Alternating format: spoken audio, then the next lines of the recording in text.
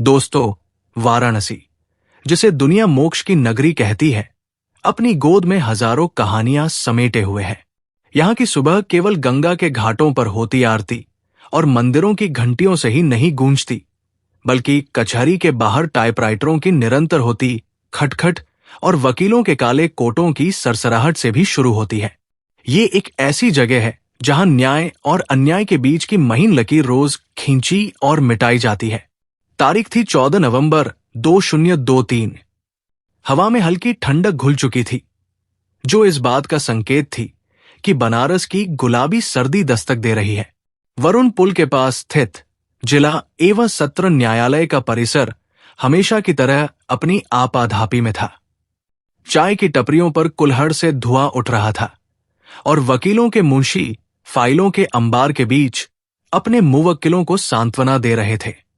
इसी शोरगुल और भीड़ भाड़ के बीच कचहरी के गेट नंबर 2 के पास बने हनुमान मंदिर की सीढ़ियों पर एक बूढ़ा व्यक्ति बैठा रहता था। उसकी उपस्थिति वहां एक पुराने टूटे हुए फर्नीचर की तरह थी, जिसे सब देखते तो थे पर कोई गौर नहीं करता था।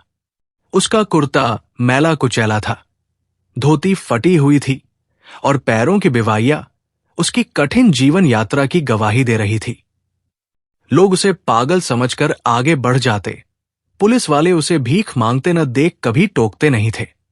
लेकिन उस बूढ़े की आंखों में याचना नहीं, बल्कि एक अजीब सा परख का भाव था।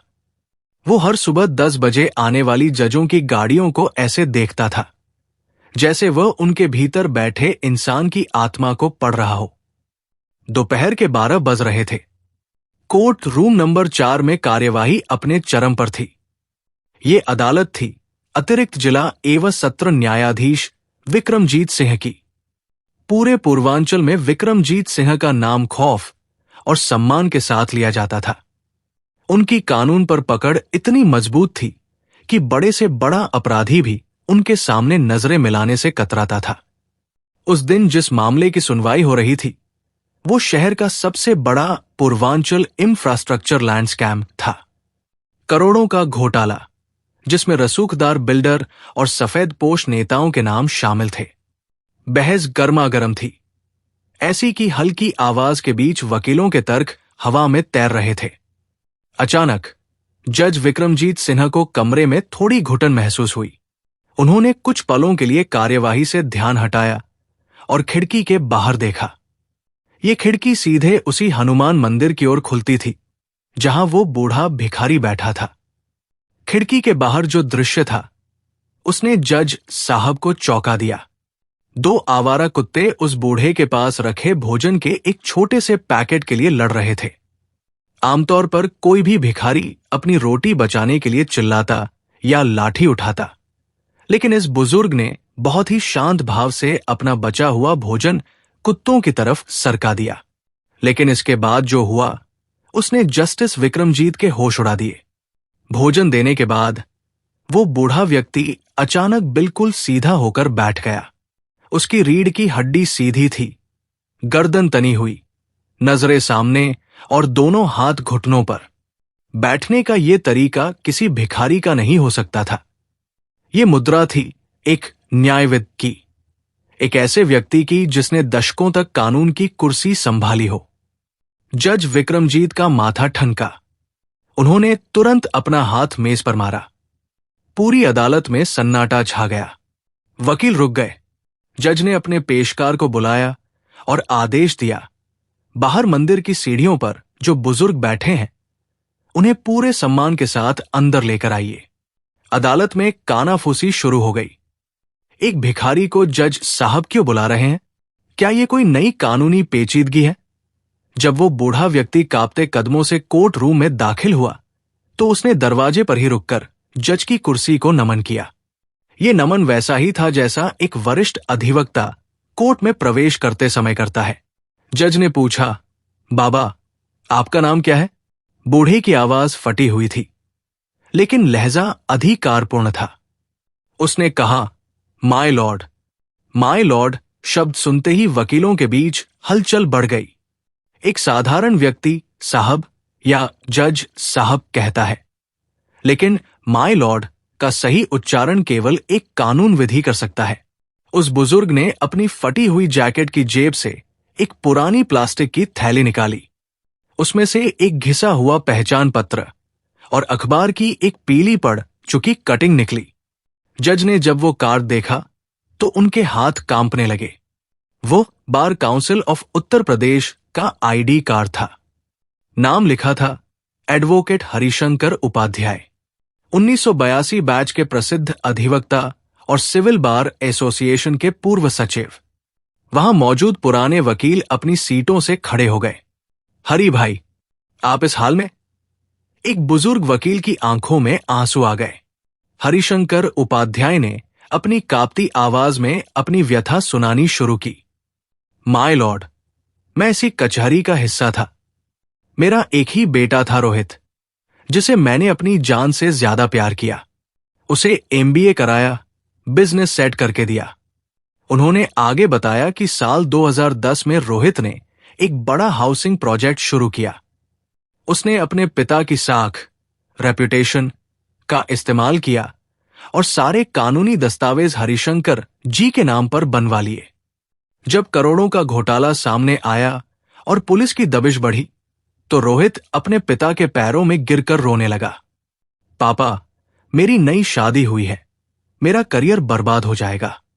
आप बुजुर्ग हैं, कानून आप पर रहम करेगा। एक पिता का दिल पिघल गया। पुत्र मोह में हरिशंकर जी ने वो गुनाह अपने सिर ले लिया जो उन्होंने कभी किया ही नहीं था। उन्हें 5 साल की जेल हुई, उनकी वकालत का लाइसेंस रद्द हो गया और सारी संपत्ति कुर्क कर ली गई। लेकिन असली सजा तब शुरू हुई जब वे 2016 में जेल से बाहर आए। रोहित सब कुछ बेचकर अपनी पत्नी के साथ विदेश भाग चुका था। हरिशंकर जी के पास न घर था, न पैसा, न इज्जत। पिछले 7 सालों से वे उसी कोर्ट के बाहर बैठते थे, सिर्फ मौत का इंतजार करने के लिए। हरिशंकर जी की कहानी सुनकर कोर्ट रूम में मौजूद हर शख्स की आंखें नम थी। जस्टिस विक्रमजीत सिंह ने अपनी डायरी बंद की और कहा, अदालत केवल कानून से नहीं, विवेक से भी चलती है। जज ने अपनी स्वतः संज्ञान, सुओ मोटो शक्तियों और धारा 319 सीआरपीसी का प्रयोग करते हुए उस पुराने केस को फिर से खोलने का आदेश दिया। उन्होंने वाराणसी के एसएसपी को निर्देश दिया कि एक विशेष जांच दल सेट गठित की जाए और भगोड़े रोहित उपाध्याय को इंटरपोल की मदद से ढूंढा जाए। जज ने बार एसोसिएशन से कहा, हरिशंकर जी अब भिखारी नहीं, हमारे सम्मानित अतिथि हैं। उन्हें तत्काल गेस्ट हाउस में शिफ्ट किया गया और उनके पुनर्वास की जिम्मेदारी बार एसोसिएशन ने ली। सोशल मीडिया और समाचार पत्रों में यह खबर आग की तरह फैल गई। न्याय का प्रायश्चित हेडलाइन के साथ हर तरफ हरिशंकर जी की चर्चा थी। पुलिस की सिट ने साइबर सेल की मदद ली और पता चला कि रोहित नाम बदलकर दुबई में एक लग्जरी लाइफ जी रहा है। भारत सरकार के कूटनीतिक दबाव और पुख्ता सबूतों के आधार पर 3 महीने के भीतर रोहित को गिरफ्तार कर भारत लाया गया। 12 मार्च 2024 को वही कोर्ट रूम नंबर 4 फिर से सजा था। लेकिन इस बार हरिशंकर जी कटघरे में नहीं, बल्कि अपने काले कोट और सफेद बैंड में वकीलों की बेंच पर बैठे थे। कटघरे में उनका बेटा रोहित खड़ा था, जिसका सिर शर्म और डर से झुका हुआ था। सारे सबूत रोहित के खिलाफ थे। उसके बैंक ट्रांजैक्शन और पुराने डिजिटल रिकॉर्ड्स ने साबित कर दिया कि वो ही उस घोटाले का मास्टरमाइंड था। जज विक्रमजीत सिंह ने अपना ऐतिहासिक फैसला सुनाया। रोहित उपाध्याय को धोखाधड़ी धारा 420 और जालसाजी धारा 467 के साथ साथ माता पिता और वरिष्ठ नागरिकों का भरण पोषण अधिनियम के तहत दोषी पाया जाता है। उसे 10 साल के कठोर कारावास की सजा सुनाई जाती है। साथ ही हरिशंकर जी की पैतृक संपत्ति उन्हें वापस लौटाने और 50 लाख रुपए का मुआवजा देने का आदेश दिया गया। जब रोहित को ले जाया जा रहा था, उसने अपने पिता की तरफ देखा।